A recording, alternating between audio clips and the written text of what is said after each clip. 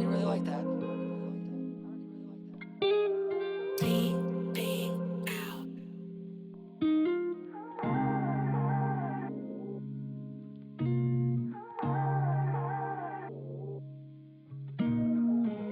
Trying to hear you, you're the only thing that's on my mind. Play it cool, but yeah, I'm feeling like I'm colorblind. Started fumble, guess I'll try again and press rewind. Drop the ball, too scared to fail this on the final try. Crash out, try to numb me from the pain until I pass out.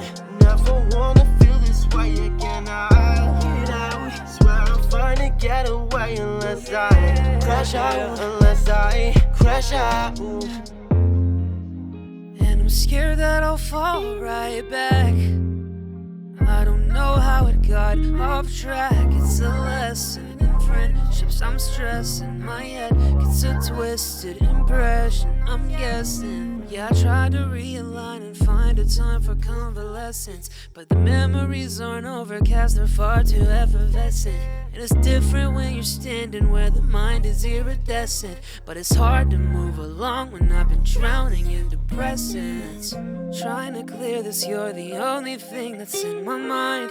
We hit the pavement and the shrapnel's flying in my eyes. I fucking knew it, but it took too long to realize. I'll crank the keys and let it fly until I crash out. Try to numb me from the pain until I pass out.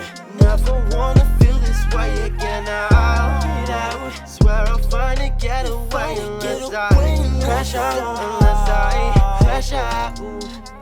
Crash out, try to numb me from the pain until I pass out.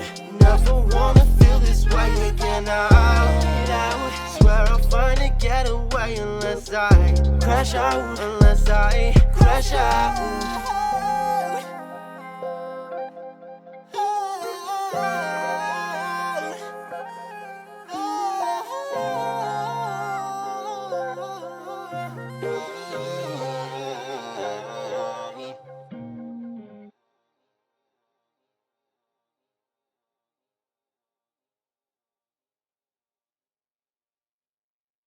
The Atlanta Braves find themselves below 500 at this point in the season.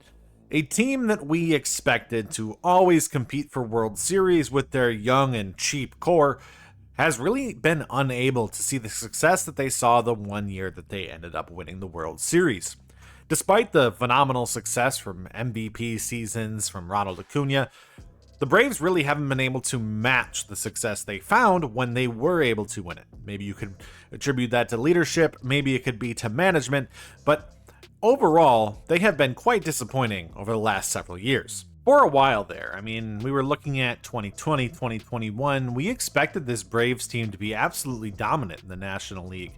It was going to be them and the Dodgers every single year. However, they haven't seen the same success since 2021. And this is with a very, very deep and honestly, really, really good roster all around. And with the contracts that they gave out in the late 2010s, they've also had good management from the GM perspective of bringing in talent and keeping them and extending them for very, very good deals. Ronald Acuna is the best example of this, where they signed him to a $12.5 million per year deal several years back. And we're talking about a player who is going to be the best example for pre-arbitration extensions from here on out, unless we see somebody else exceed what Acuna did, which is going to be very, very difficult when you consider what he did in 2023 to win himself the MVP, hitting .337, 41 home runs, 73 stolen bases.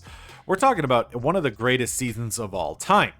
And with this is not the only guy they did this for. Spencer Strider, Ozzie Albies, we're talking about several players on this roster who got the pre-arbitration extensions to give the Braves a lot of flexibility to build a really good team, involve a ton of really good assets to build around this young core, and hopefully contend for a World Series every single year without breaking the bank. And so we have to look at this team. They've been in the playoffs several times, they just haven't been able to get over the hump.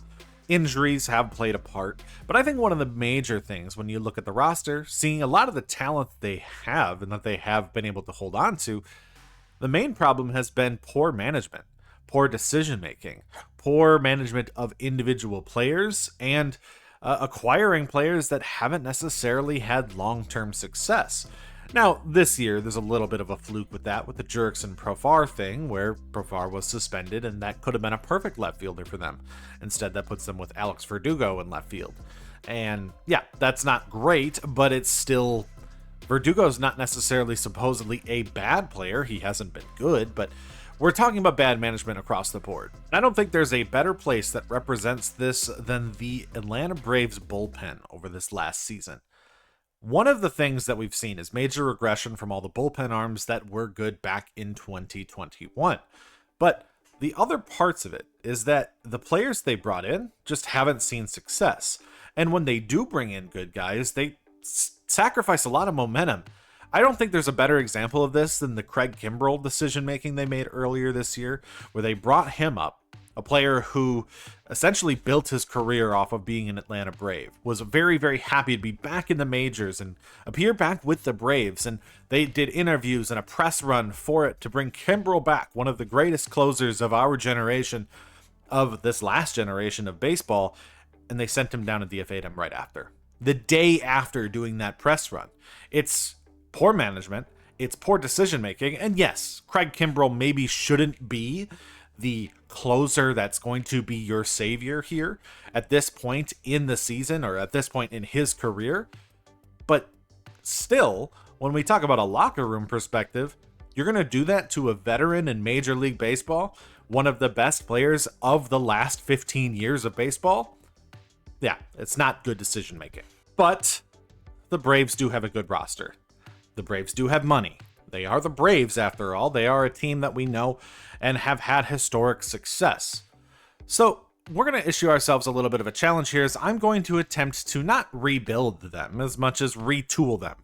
Reframe what we are looking at for the Braves in this current era to try to put them back at the top of the leaderboards, especially in the NL, where they should be. And what that's going to be is we are going to give ourselves a very, very short time limit. We are going to challenge ourselves with contracts and free agents because the Ronald Acuna contract comes up in 4 years. Right now, we can spend as much money as possible to succeed, but as soon as Acuna's contract comes up, we have to pay him probably $40+ million a year. And so, every contract we bring in must be over by that point. We are fully going in to succeed by 2028 when we still have the flexibility and roster control over these extremely cheap pre-arbitration extensions and take advantage of the things we put together in Atlanta. The great decision making made back in 2018 and 2019 with all the contracts that we put together. We have to succeed while they still exist. If we do not win by 2028, and Acuna gets an extension, we have failed this challenge. This is the shortest time period I have ever really given myself to do a rebuild in. However, this is also the Atlanta Braves. We could turn this around and win next season. So, in the next 4 years, what are we going to do with Acuna's contract? How are we going to fix it? What are we going to add to the bullpen? How are we going to shape this pitching staff? How are we going to fix the outfield position that has been left as a major gap without Profar? Ozuna's pretty old. He's not going to be that good that much longer. Shortstop is a major gap since Swanson is left. There are still positions of need that we need to fulfill. This season, we're going to see if we can make the playoffs, but we might not be able to. In the future, what can we do with this team as we add more assets, more players? Can we get in the draft and find a major league ready player right away? Or am I just going to find trade assets? Either way, the way we look at it, this team needs to succeed in 4 years. So, let's get into this. I will have to start, though, with doing the one thing that makes the most sense, as this is our biggest complaint right now with how things are going. We are going to fire our manager. Not a good start. I think that's just a sign that this roster is not good. So, maybe I overestimated the talent that we had. I mean, defensively, we are getting crushed, and it's really early, but still, not good. But a good month of May will put us right back into it. We had a good stretch right there down the middle. Ends up being, I mean, it's easier opponents. I can't necessarily say that because we did get swept by Boston at the end. But still, we might be okay.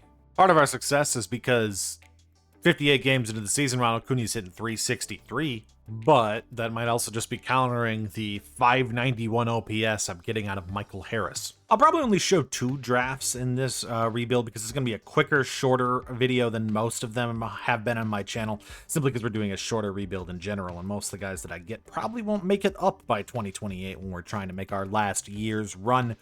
So I am still looking for guys that are top tier talent already, as well as have high potential. Meaning I'm doing a lot more seeking out, I guess, college players, guys that are 21, 22. The top guy on my board is a pitcher called Carlos Alonso from Texas, lefty. He has really good walks per nine, 62 to 72 overall, 88 to 98 potential. I doubt he falls to us, but he is the top guy on my board. Otherwise, I did some discovery, hoping I could find some guys like that, knowing that it's pretty easy to actually find like the 21 to 22-year-old guys in the draft that you want. Brian Sims, phenomenal piece. Definitely somebody I want. I am going to get greedy, though. I don't think I'll take him in the first round. And that's just because of the non-ranked status on his board. We have pick 22. There's a good chance that he is there. Otherwise, I still think that there's a chance that we can get somebody else. I don't want to be too risky, so we'll see who's all available. If there's no guys that I think are first-round talents above Sims, we will take Sims. But I do think there's some pitchers who have got some good top-tier talent who could be major leaguers by the time that we get to 2028. I don't know. Let's see who's available to us. As we look at the 2025 draft at pick 22, the 2 guys in the pitchers that I liked the most, Kevin Arturo and Carlos Alonso, are gone. I think there's still a chance we could get somebody of a top tier talent here. And that's me looking at Peter O'Rourke, who I know isn't on my big board because, like, statistically, he's not going to be good, but he could be a good trade piece, if anything. And I guess that's where the question lies, because there's so many guys here now that are 18 years old that could be something really special, but I don't think they're going to be able to play for us. Now, I think there's a guy here in Nixon Blank who definitely could, but if he's if he's like a 70 potential, then is it worth the top pick? I don't know. I also have a closer that we could take. Once again, not good walks per nine, but he would probably be at the major league level pretty early. I also know closes are pretty easy to get. And so, despite me not necessarily wanting to take Sims this early, thinking I might be able to make him last, I don't want to risk it because I actually am looking at the talent that is left on the board, and none of it really makes sense. If he ends up being around a 60 overall, this is, I think, a miss. If he's around a high 60s overall, it's not. So it's basically whether or not he'll be able to get there. I'm hoping he's on the higher end of this spectrum. Welcome to the Atlanta Braves, Brian Sims. And so at the All-Star break, we are in a position 10.5 games behind the Phillies, still a possible wild card team. And honestly, our pitching staff has significantly improved. And look, when you actually look at the production of our team versus theirs, the big difference, I guess, is the slugging. They have a little bit more power, and the fielding difference, because otherwise we're pretty much on the same pace as them. Now, we have been winning more as of late as we put this together a little bit better throughout this season, but maybe you add an extra bullpen arm. Maybe we look for a power bat at the deadline to see if there's something I can add to this team. And maybe that's how we can improve this going into the second half of the season. We do have a few all-stars. Spencer Strider is an all-star, not the starter.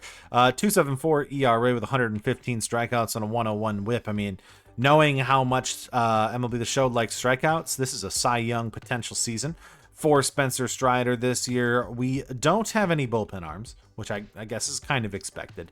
When it comes to the rest of our lineup, it's kind of surprising. I would have thought that we would have seen like an Ozzie Albies there. Orlando Arcia, I guess that's because he's on the Rockies. And then Acuna is an all-star, but not a starter. Corbin Carroll got the starting spot over him. Acuna is hitting 347 and might not win an MVP this year. So our 2 all-stars are Ronald Acuna and Spencer Strider. While power might not be the perfect description of Ha-Seong Kim, the Rays are in last place in the AL East, which is actually kind of a surprise to me. And with a 3-year contract till 2027, I actually like the idea of getting him to be our shortstop. For some reason, he's not playing at the major league level for them right now, which actually is better because it means he's actually improving and developing a little bit more. We're going to trade a bunch of good prospects. Nacho Alvarez is one of our top infield prospects. Isaiah Drake is one of our top outfield prospects. And Ian Anderson, who, I mean, has not been that great, does have a potential. Therefore, I still think he has some value here, and he's 26. The Rays are going to like all these guys. They're probably all going to end up being pretty decent for them.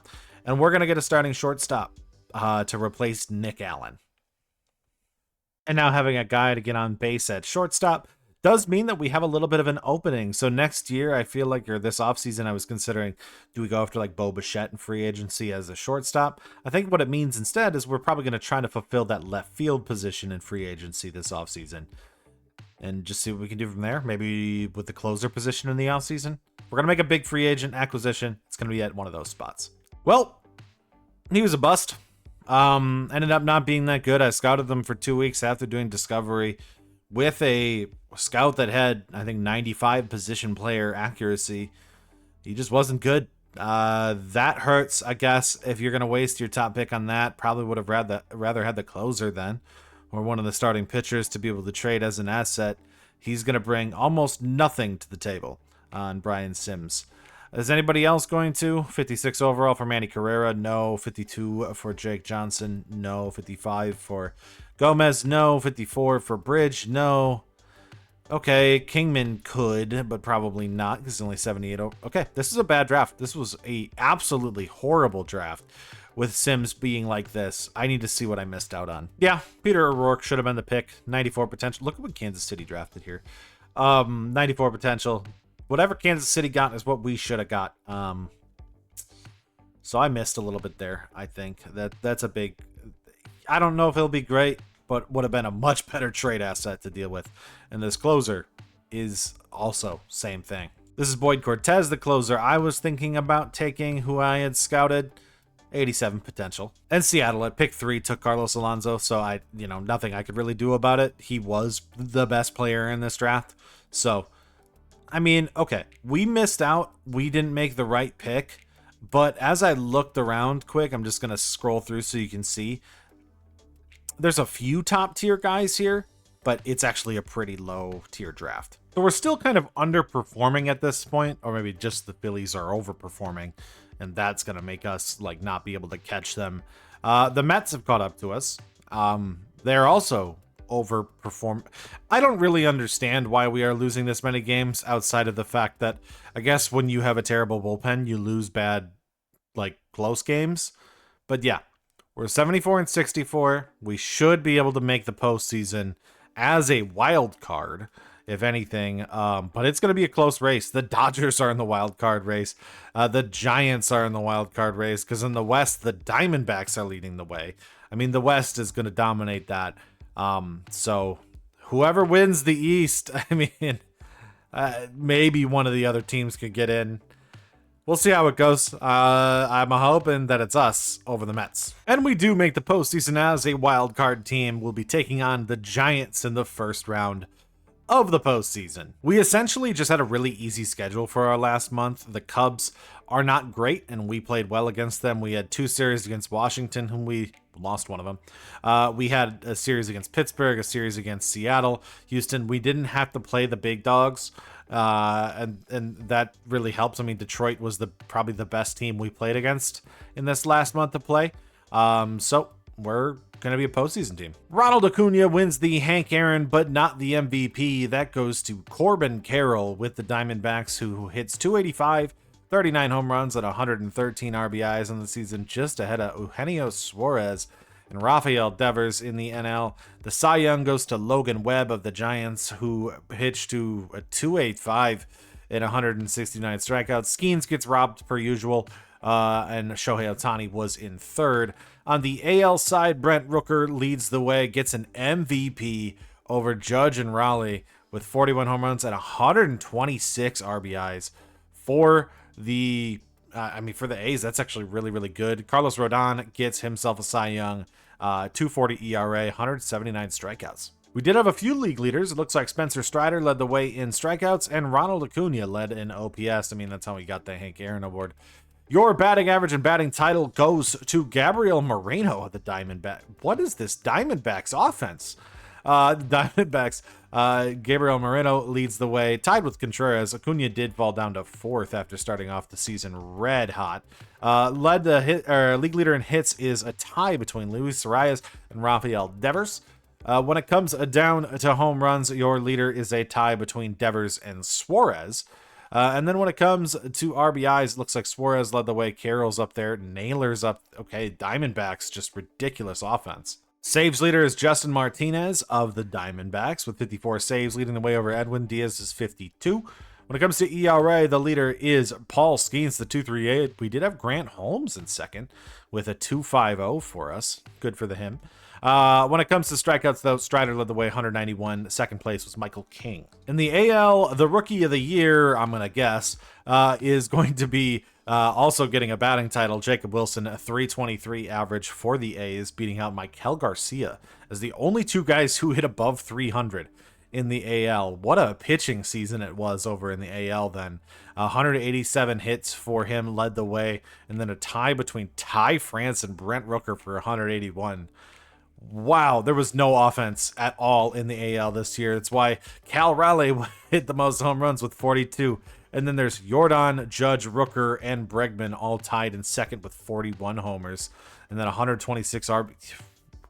I don't think I've ever seen a season where there was that little offense. We had a two-way tie at the top for saves with 51 between Hader and Lucas Ursig, and Chris Martin and Danny Colum were in second, only one behind.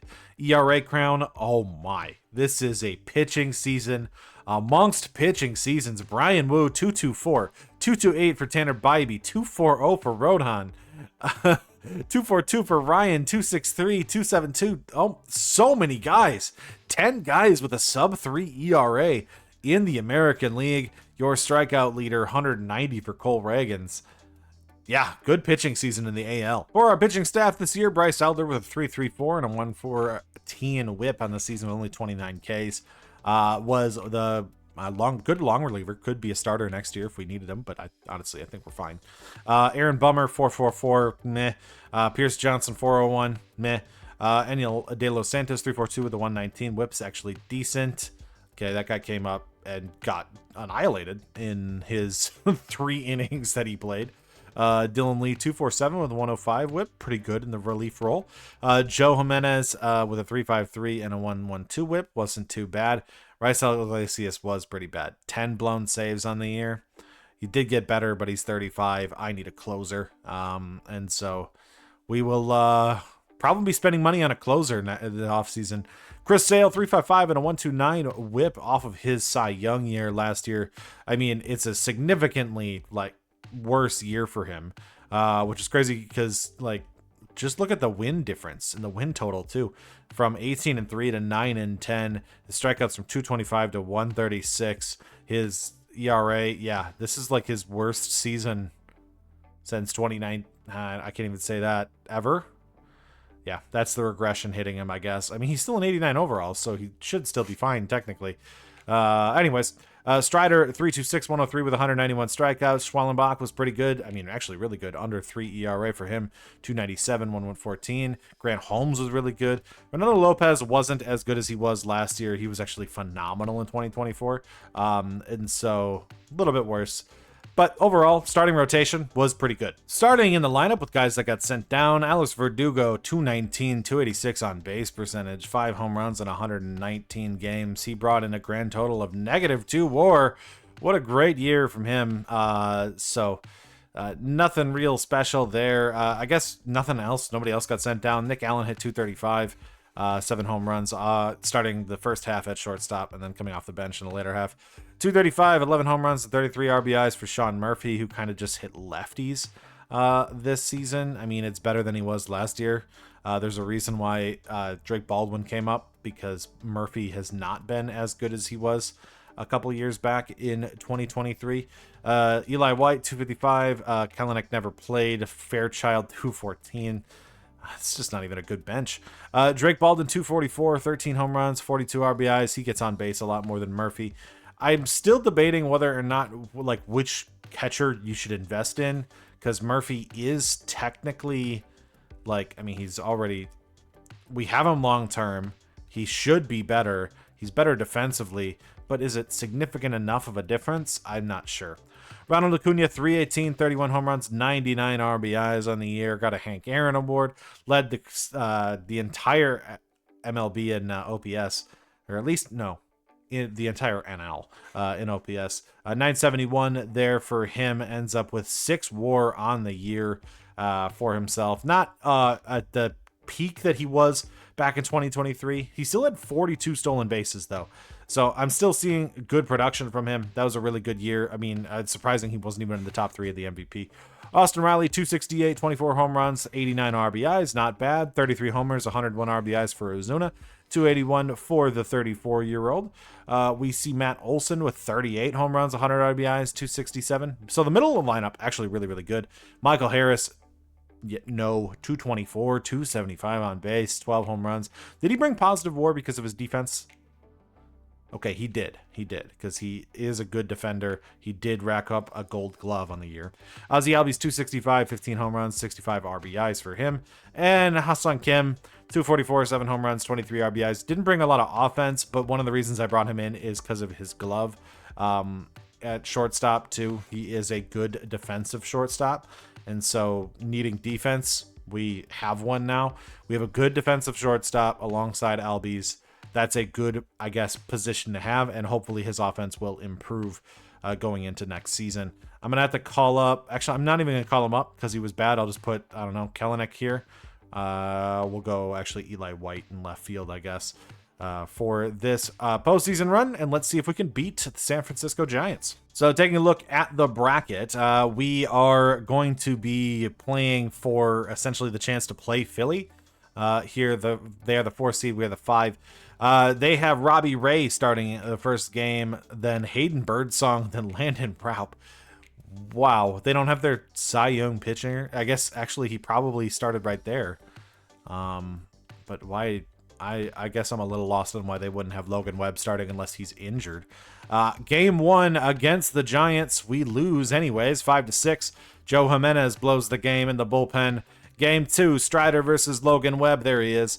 And we win that one 4-3. Great game from Strider. And in Game 3, to advance to take on the Philadelphia Phillies, Schwellenbach versus Birdsong. We do take that, winning 4-3. Jimenez gets his get back on the Giants as we go into our series in the NLDS against the Phillies.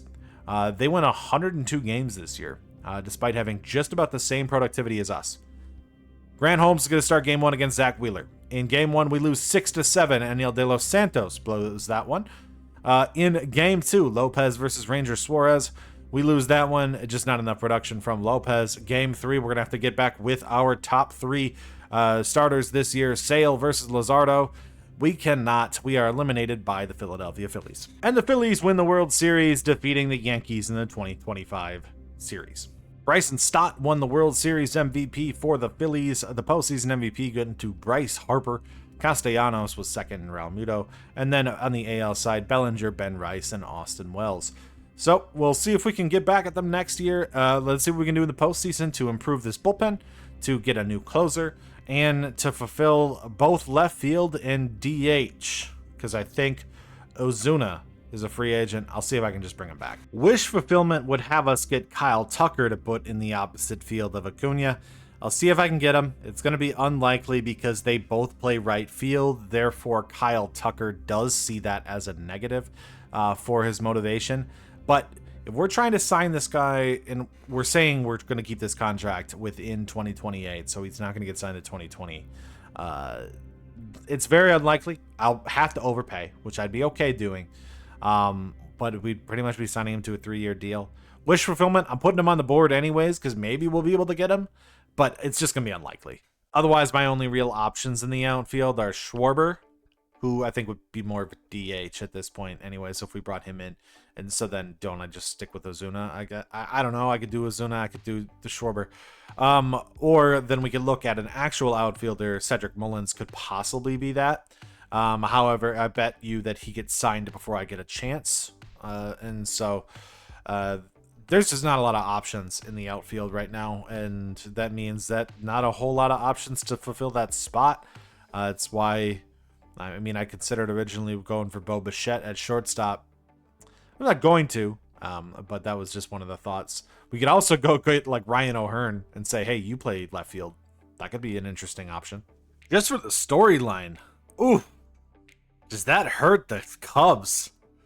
The Kyle Tucker trade ends up in Houston getting Cam Smith, Paredes, and they keep Kyle Tucker? And the Cubs didn't make the playoffs? Oof, that hurts. And we got a pen to some paper. We have our closer, Ryan Helsley. Another thought that has come to mind is trying to fulfill that left field position. Knowing that we're not going to get a bunch of great defensive guys, and also knowing that I might be able to miss. Like, I might completely miss. I don't want to make a trade. And Lubob, I think, makes a lot of sense for us. He is significantly worse than he was when we believed him to be, like, a huge asset. The White Sox can get so much back for him. They probably should have traded him at that point. Instead, he has significantly regressed. I like my shot at him maybe just against lefties, and this means that I could shoot for a platoon bat in left field, and that would help a lot in finding something of value. So we're going to trade Jake Johnson and Mariano Gomez, two guys I just drafted, who have good potential, to a team that is rebuilding. And we have our righty platoon, Ryan O'Hearn. So what makes it interesting is that Ryan O'Hearn is actually a fantastic righty platoon, and he could move straight to DH as soon as Acuna starts to regress, because he's not necessarily a great defender, and he's not going to be very great out there in left field either.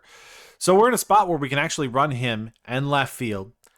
We can run him at DH as well, and it gives me options. So now left field and DH is going to be basically split this season between Acuna, O'Hearn, and Robert. All around, the next season is going to end up having a much better, I think, bullpen and lineup, just with the adjustments that we've made, even though they are kind of minor.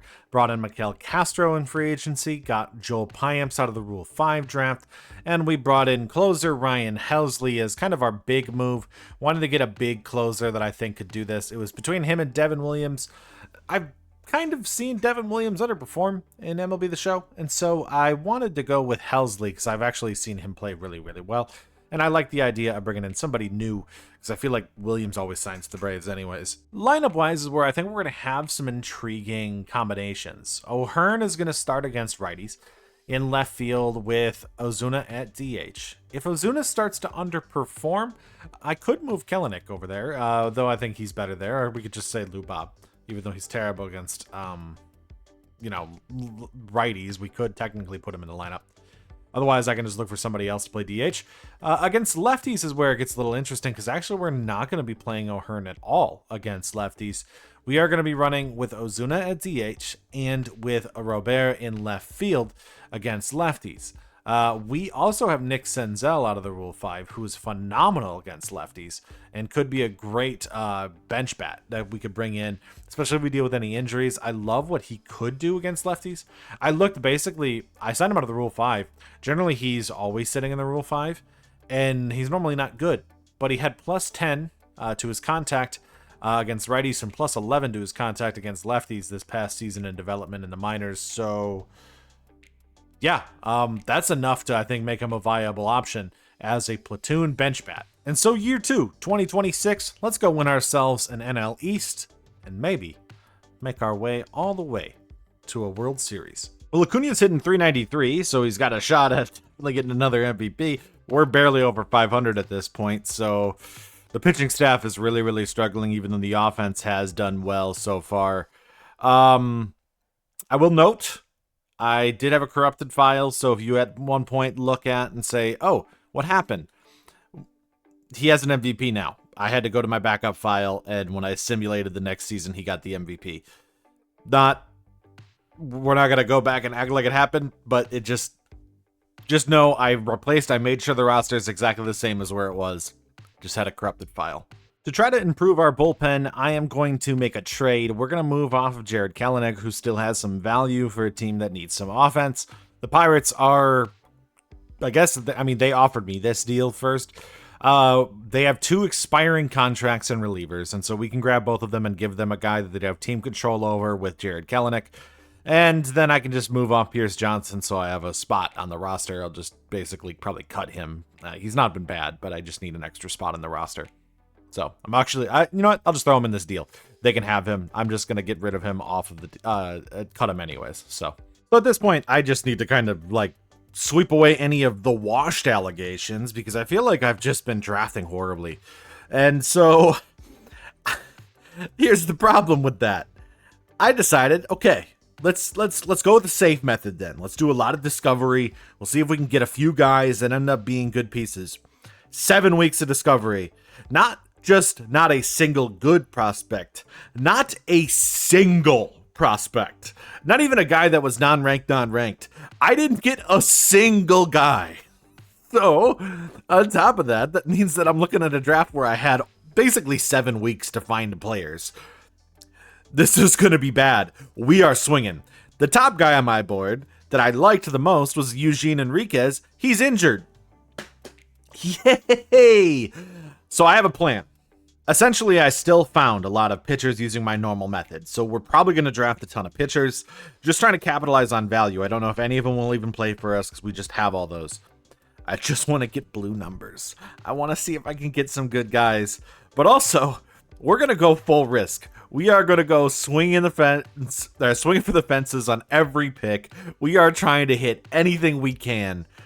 This is truly a test of if I can randomly select good prospects, because I have no information outside of starting pitcher. What's great is that the guy I would have wanted, Eugene Enriquez, who's injured, was taken anyways. So, yeah, I don't have a lot of options.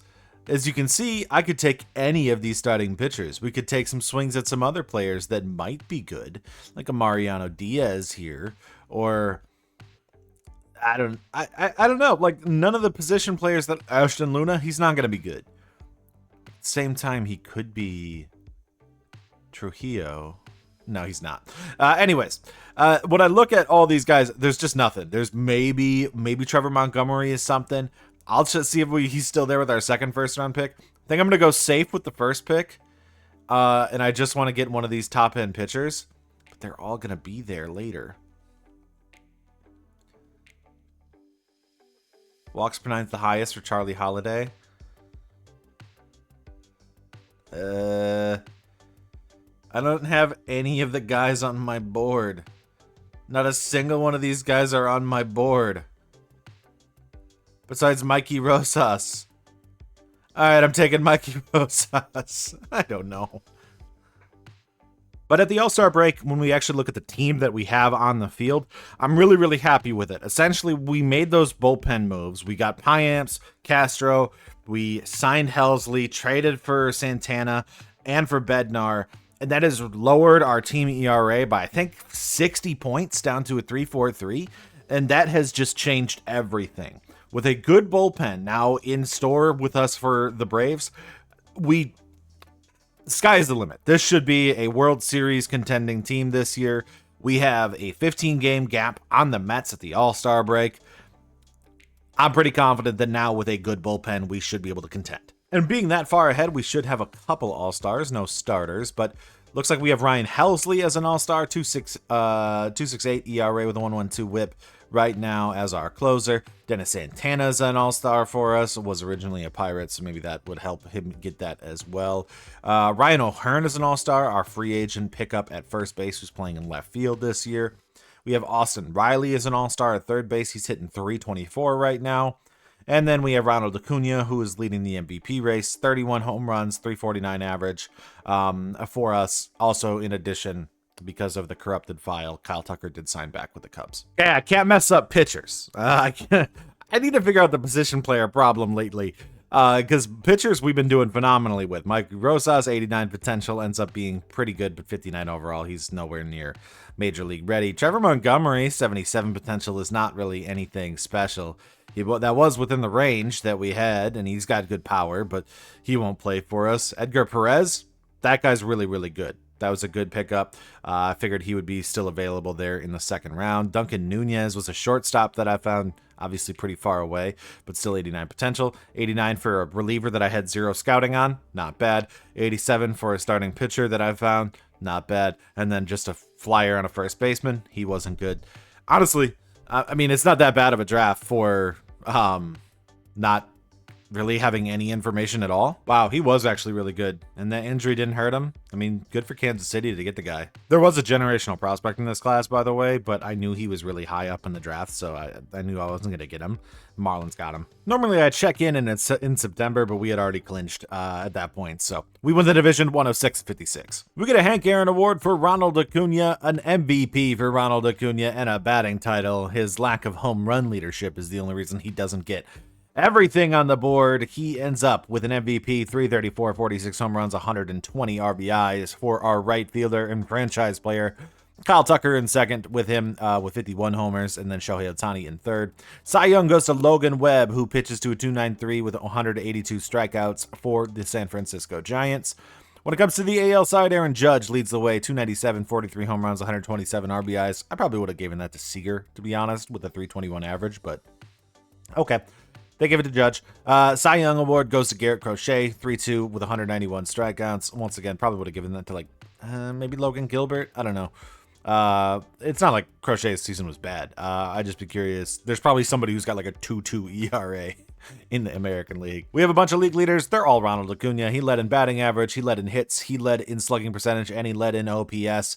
He has the title by a good margin over William Contreras' 318. When it comes to hits, he also led the way, 199 hits for him.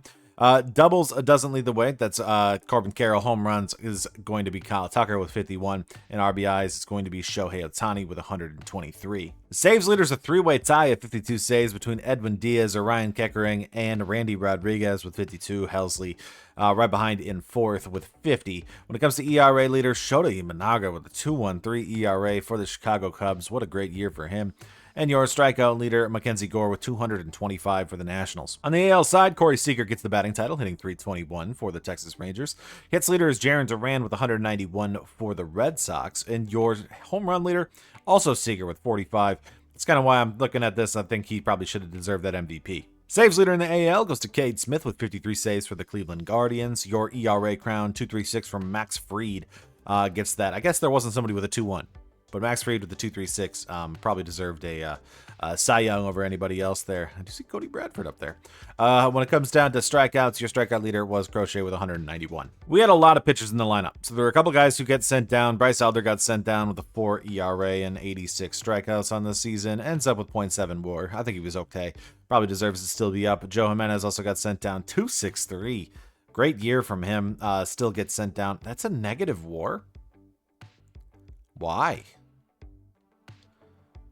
Yeah, I don't see how that deserves to be a negative WAR. I mean, 7 blown saves, I guess. It could do it. But, all right, okay.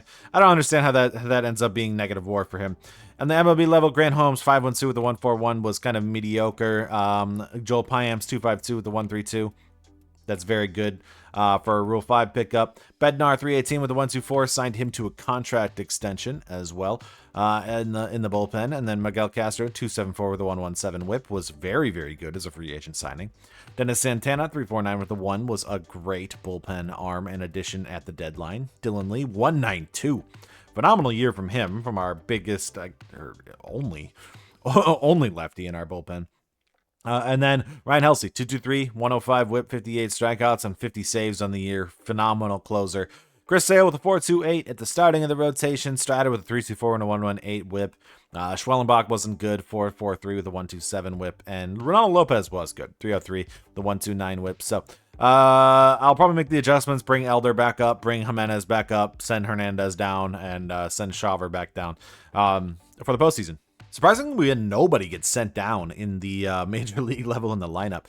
Luis Robert with a 2.13 average wasn't really good, but I think he ended up still getting positive WAR, which is insane to me. He only batted against lefties. He hit 7 home runs, but it's just he's not good, it's crazy to me that he's that bad of a bat after being so good so many years, a couple years ago. Anyways, a decent lefty for us, I guess, still, because he did bring positive WAR. Sean Murphy, 220 with 9 home runs, 20 RBIs. I might trade him in the offseason. He's $12 million on the contract, but he's just he's probably more valuable as a trade piece than anything. Nick Senzel, 265 with 14 home runs as a lefty platoon. Ended up being pretty good. Stuart Fairchild, 240 average, 3 home runs for him off the bench. The only reason he's on the lineup is because he has 99 clutch, which means he's phenomenal to bring in when you have as a pinch hitter. Acuna, 334, 46 home runs, 120 RBIs was your MVP. Ryan O'Hearn, 287 with 29 home runs on the season as well. Good for him. Hassan Kim, 22 homers, 257 average, and good defensively. So we ended up getting the offense we needed out of him for 5 WAR. What a good pickup. Signed him to an extension until 2029. Matt Olson, 265, 34 home runs for him, 313 and 27 homers for Austin Riley. I think Drake Baldwin is the reason why I can say that Sean Murphy has become replaceable. Murphy's defense isn't significantly better. I know his power is, but he's not hitting homers because he's not hitting the ball. So, yeah. Marcell Ozuna, 301, 29 home runs as our DH. We'll probably have to replace him next year because he is regressing. Michael Harris, 236, 17 home runs, 61 RBIs. He's not a great bat. He has not been, but the defense is still really, really good. Did he get a Gold Glove? He did not. But still 2.7 WAR for him in the outfield. And then Ozzie Albies, 228, 23 homers, and 67 RBIs. I think he's got 2 more years left on this deal. Next season, we will probably make some moves, or in the offseason, probably trade Sean Murphy and see if I can get something back for him. We're going to have to replace Chris Sale, hoping that, Shawver could probably replace him, maybe. Maybe one of the other guys, Waldrop could. We could see if Caminiti could be ready next year. I don't know. I don't think I'm going to sign a free agent pitcher unless I trade Murphy for a pitcher. Either way, the way I look at it, we have a lot of room to still kind of maneuver because I need a DH next year. And let's just see if we can win a World Series before that, so we don't even need to ask these questions as if we have any, really big goals we have to meet. Our first round of the playoffs is going to be the NLDS against the Dodgers. We had to bye. Sadly, we had to take on the Dodgers in the first round of our playoff run because they were a wild card team as the Giants won their division. Speaking of, the Giants are playing the Cubs on the other side of the NLDS. You have New York versus Detroit, and you have Cleveland versus Seattle, who is the 1 seed, actually, in the AL. So when we look at it, we are going to be going Strider versus Yamamoto, Schwellenbach versus Ohtani, and then Lopez versus Snell. Need a good amount of offense. This is the 2 powerhouses, really, in this first matchup. Strider versus Yamamoto in Game 1 in Atlanta. We win that one 1-0. Strider pitched a gem, 8 innings. No runs given up. Only 3 Ks for him, which is crazy. But didn't get a lot of offense, so I'm hoping it wakes up in Game 2. Schwellenbach versus Ohtani. It does. We are up 2-0 in this series. We can win this here. Lopez versus Snell in Game 3. Okay, we don't win that one. Sale versus Glasnow here in LA in Game 4. We do win that one. We will be taking on the Chicago Cubs in the NLCS. Cleveland versus Detroit on the ALCS. So, when we look at it, we're going to have Elder versus Imanaga in the first one here. And then Strider versus Steele. I think I'm just going to go with Elder for now, and then we'll keep with Strider. 440. Oh my god. Okay. All right. We do have the better team than the Cubs, so we should have a good shot here. Elder versus Imanaga, Game 1. Don't backfire on me. It did not. 7-5 victory. We take down the Chicago Cubs in Game 1. Strider versus Steele in Game 2. We lose that one. Now that means we have to win a game on the road. So Lee got a win and he got a loss. We have to win a game on the road to survive here. Schwellenbach versus Ben Brown in Game 3. He loses Dylan Lee with a third. Why are all of our games being decided by Dylan Lee? Game 4, Ronaldo Lopez versus Cade Horton. Decided by Dylan Lee. Come on. Game 5, we need to win this one. This is an elimination game for us now. We are down 3-1. Chris Sale versus Imanaga.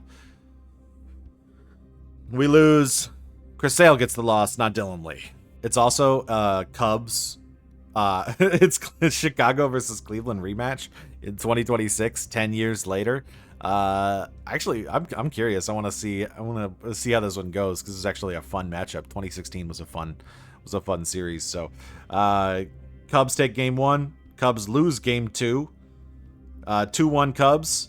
2-2 series. 2-3. 3-2 in Cleveland's favor. Oh, Game 7. Cubs Guardians. The Cubs win in the 2026 World Series. That's great. 7-6 right there. We look at the box score. 40 at-bats, 9 innings, blown save by Clase.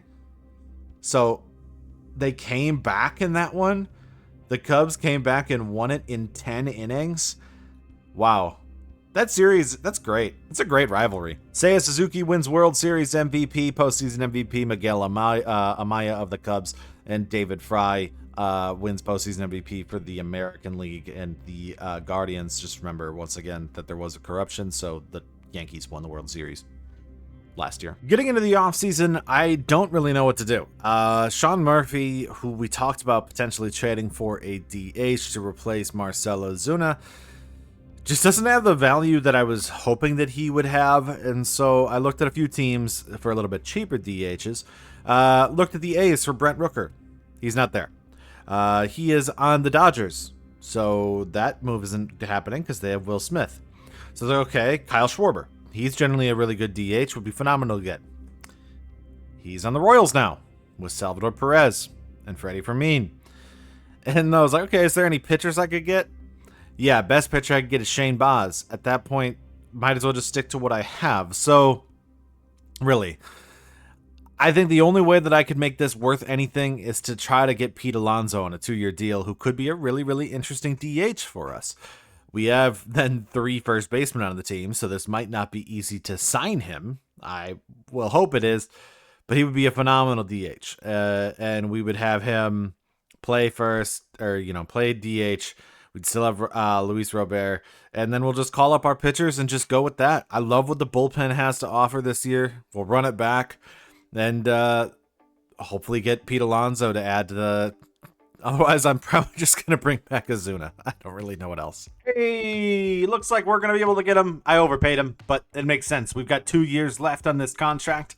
We're going to do what we can to make sure that we get him.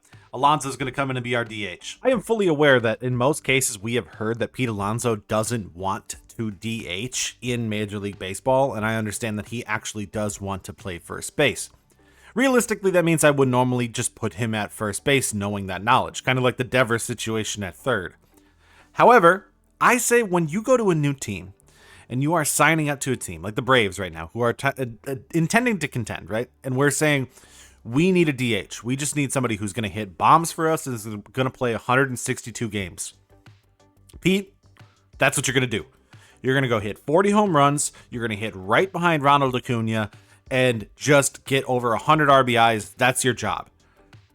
I would think that would be hard to pass up as a major leaguer to say, hey, I've got a chance to win a World Series, hit 40 home runs, get 100 RBIs, and have the best season of my career. I know that he does have 2023 was very good, and 2019 was really, really good for a rookie. But I'm still saying, I think we can provide him with a special opportunity, and I think this is the team. I don't think there's any other moves we have to make besides on the margins at reliever. This is what we got. So this is going to be the year. I think that this could be our year. It's 2027. We have a lot of money invested in the roster. Looking at this year, a lot of money. We're talking about $284 million. You wanted big spending, we got it. In addition, a lot of the big contracts expire here in 2028, meaning we have this year and next year. The only guys we have to worry about is Ronaldo Lopez, as well as Lubab. And Lubab hasn't necessarily been good. I guess Ozzy Albies too. But all the guys that are expiring haven't been that great, I guess, outside of Ronaldo Lopez. With that in mind, I really do think this is the best year to do it. Next year would still be a contention point, obviously. I think we still have an opportunity there. Otherwise, I wouldn't have built this team for that. But I kind of want to see us win now. The lineup is great. We added Alonso. I think he's better than Ozuna. Sean Murphy is a giant question mark because I know he's really, really good, but he's been hitting so poorly. And he has no trade value. Anyways, Lubab is expiring at the end of the year, so maybe we just hold on to Murphy, see if we can trade him at the end of the year, or trade him halfway through the year, see if he turns into something, or Murphy turns in and could, be good again, and we can just keep him. Whatever it ends up being, whatever the lineup ends up having this year, this should be a good team. 100+ wins, win the NL East, get ourselves a bye, and see what happens from there. Let's get into the year, see if I'm right. Know that there's actually no purpose right now for us to do scouting, for us to do drafting. However, I think that we've done bad enough with a lot of our position players that even though we have a late pick, I just want to get one good player to say that I've at least helped build the farm system of somebody valuable with a first round pick that's not a pitcher. So we're going to use our method as we always do. And while this player will not play in this rebuild, I just want to make sure I can get somebody. So I probably won't show the draft, but I'm letting you know I will show you who we draft. Because I'm actually doing scouting and not letting the computer do it. I want to see if I can hit something. I've been so bad with position players.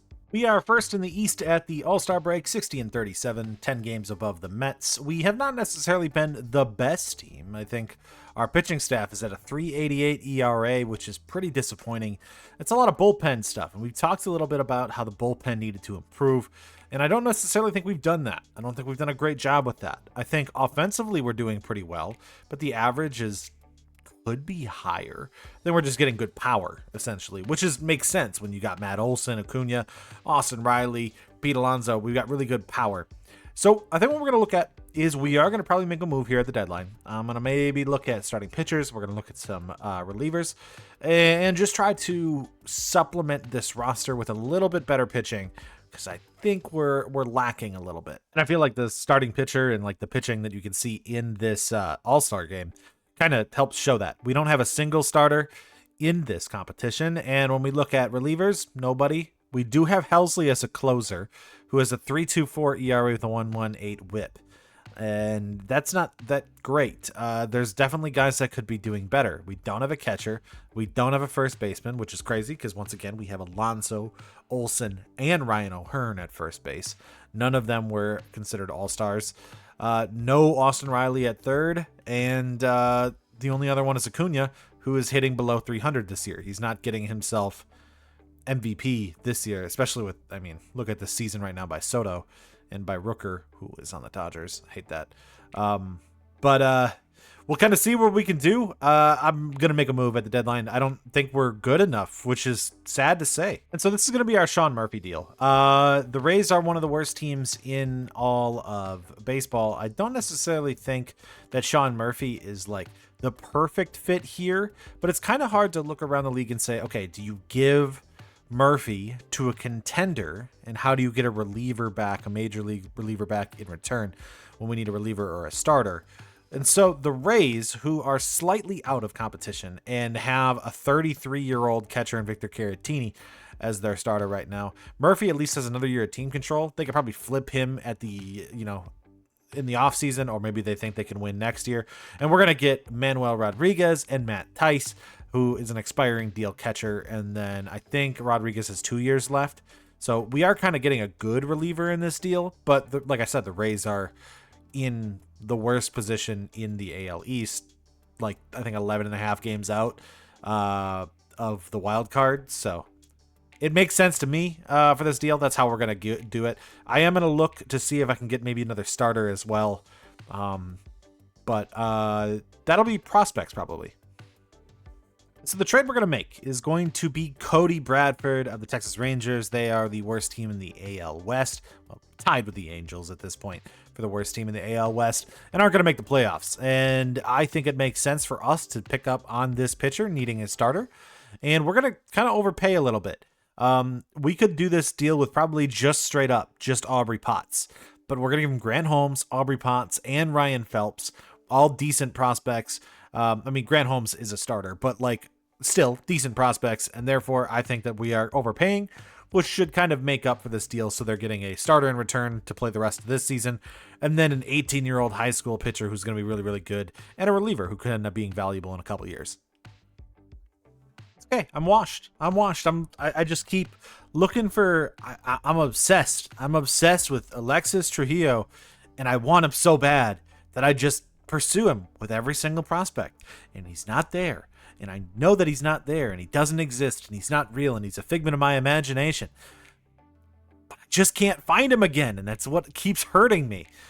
City Baker, he's got good overall, but no potential. He's not going up. That's who he is. Ricky Carlick, whatever. Kobe Gasper's all right. because he's a starter. Dick Simons is all right. I'm washed. This guy was sitting there in the third round. I didn't see him. Didn't even look at him. We haven't clinched the playoffs yet, but we should. 87-52. We kind of moved out a lot higher after adding the pitching, even though it doesn't look like it. Like when you look at the lineup, it doesn't actually look like it. I think one thing too is the average actually has gone up because we got rid of Sean Murphy. I think he was actually a negative asset. The fielding went down because Drake Baldwin's not as good defensively, but I think we're better. I think we're going to be better, and I'm hoping that that'll translate to playoff success. 101-61, we are going to be taking on the winner of the wild card playoff game after we win our division. We get a Cy Young Award for Spencer Strider this year. Juan Soto wins the MVP with the Mets hitting .355 with 43 home runs and 112 RBIs. What was his on-base percentage? .435 from him. Over 1,000 OPS, great year for him. Rooker in second with the Dodgers, Yelich in third. Cy Young had Strider in the lead, then Glasnow, then Green. Strider wasn't an all-star, but put together a good second half. It's not really, honestly, Cy Young caliber, but whatever, we'll take it.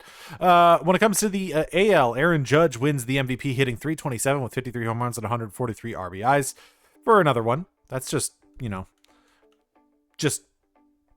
4 in a row. I forgot that he didn't win in 2023. And then Joe Ryan was in second, meaning he definitely won the Cy. That's a crazy year, actually, from Joe Ryan. Bregman in third, and the Cy Young, Joe Ryan, 21-1 with a 1.5 ERA and 200 strikeouts. What a year from Joe Ryan. Take a look at league leaders. We had Strider lead the way in the NL with winning percentage with 808 and 21 wins. When it comes to the offensive side, Ronald Acuna led the way in stolen bases. Juan Soto gets a batting title, hitting .355 for the Mets, leading the way. There's actually a couple guys who hit over 300, and looks like we had a couple too. But good there. Soto led in hits with 217 hits. Just a phenomenal season, I think, all around for him. When it comes to home runs, that leader is Soto and Devers tied, and RBIs goes to Brent Rooker, so Soto did not get himself a triple crown, but still, fantastic year from him. Saves leader goes to Tanner Scott of the Dodgers with 55 saves. Halsey was in second with 49, tied with Randy Rodriguez. When it comes to ERA, the leader was Paul Skeens with a 2.75, also tied with Tarek Skubal of the Giants, leading the way there. Schwellenbach was up there in fifth. You can see that right there. And your strikeout leader is going to be Mackenzie Gore for 201 Ks.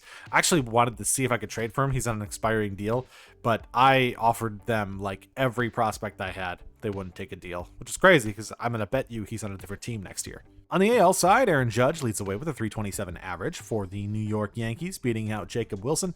Hits leader is Jacob Wilson, though, of the A's. When we come down to home runs, that leader is also going to be Aaron Judge with 53 homers, beating out Jake Burger in second with 41. And RBI leader Aaron Judge for a triple crown.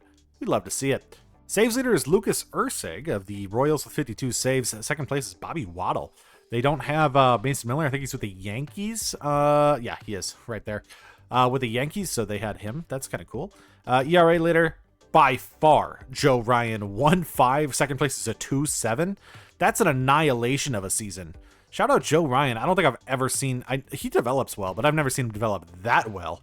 And strikeout leader Cole Reagans with 221 with Joe Ryan in second. Taking a look at our team and who got sent down. Bryce Elder drops down to the minor leagues after 32 starts, 397 with a 132 whip. Kind of a decent year, whatever, 1.0 WAR. We also have Joel Piamps get sent down. He had a 4.17. Was a good pickup last year for us, but yeah, very, very bad this year. He'll stay down in the minors. I don't think anybody else got sent down.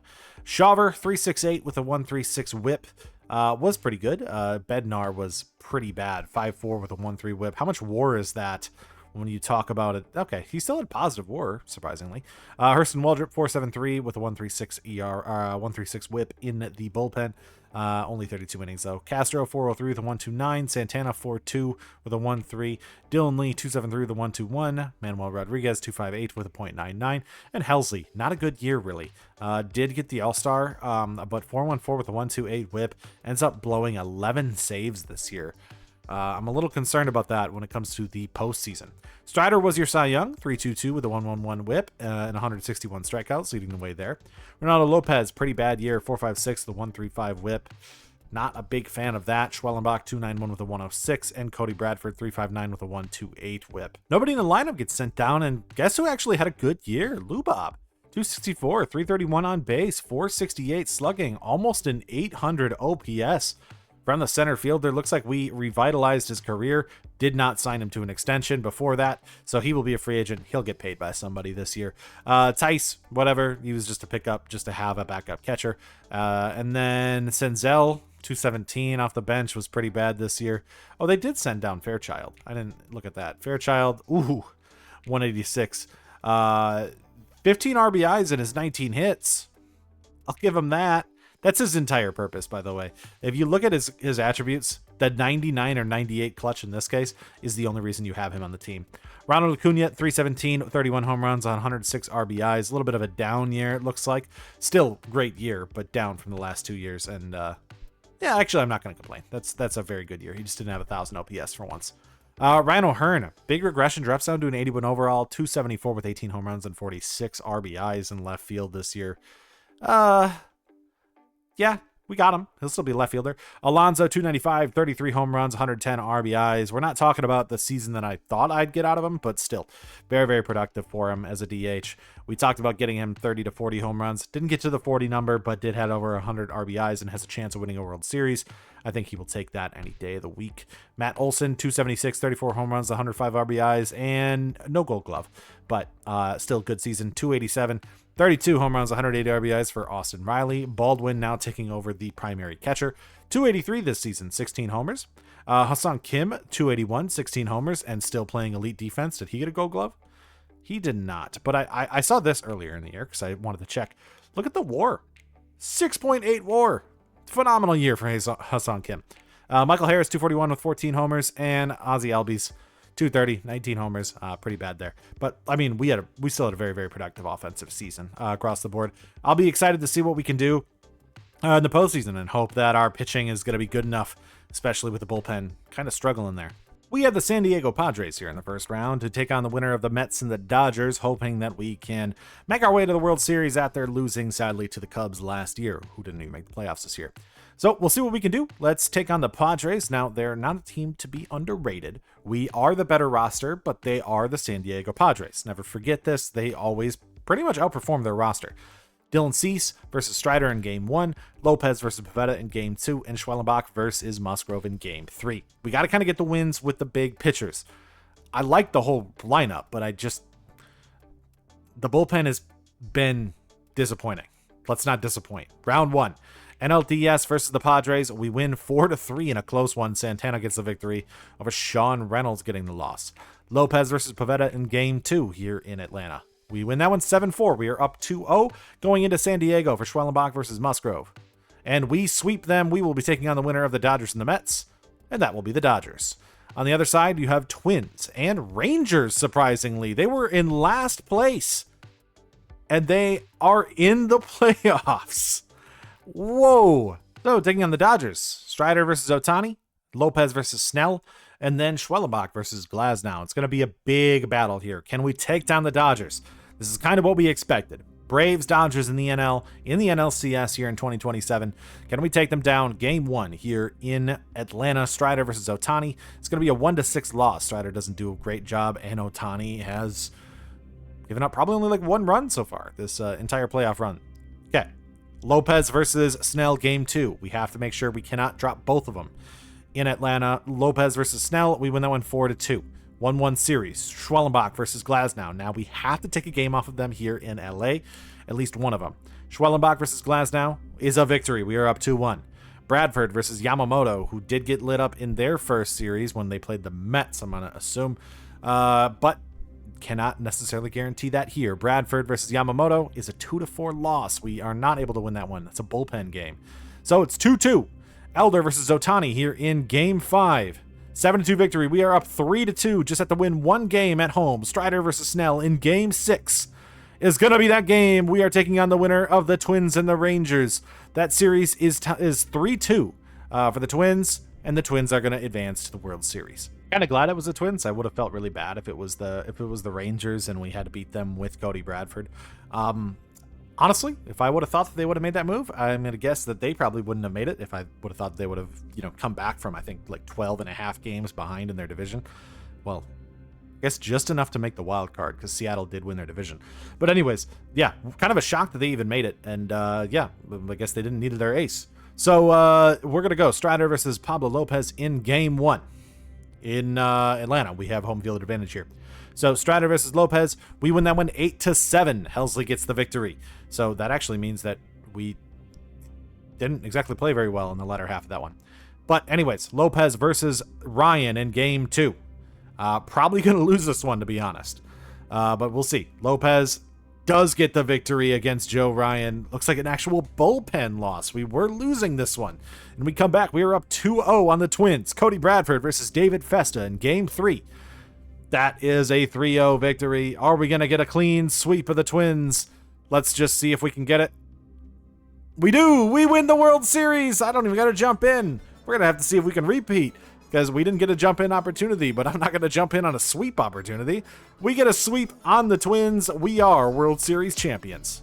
Hassan Kim wins the World Series MVP for us, and the playoff MVP goes to Ryan O'Hearn. 2 pickups that we made.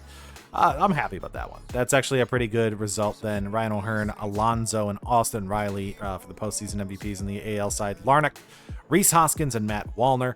I apologize if you wanted to see me jump in and actually watch that one, but I didn't think we would actually get a sweep. So when I take a look at it, that's awesome. I mean, let's look at the box score in this last game of the season. We had to go into 10 innings, so it was an extra innings one, so even more disappointing that I wasn't watching that one. But we did just get, looks like a good RBI single from Ryan O'Hearn and an RBI double from Ozzie Albies. And that was enough to get the 2 runs we needed. We only gave up an RBI double or an RBI single for Royce Lewis. And yeah, that's it. And that's how we're going to win the World Series. So we got our title. Let's see if we can win another before Acuna has to be paid. Lubob is asking for $17 million a year. I'm not going to pay him that for the pretty much half a season he was very productive. And so I'm kind of looking at just trying to run it back with the same team, just no Lubob. So I might need to get a lefty platoon outfielder. And we might just be able to find one kind of like a AAA guy I could turn that into, or just bring somebody up and we'll see what we can do there.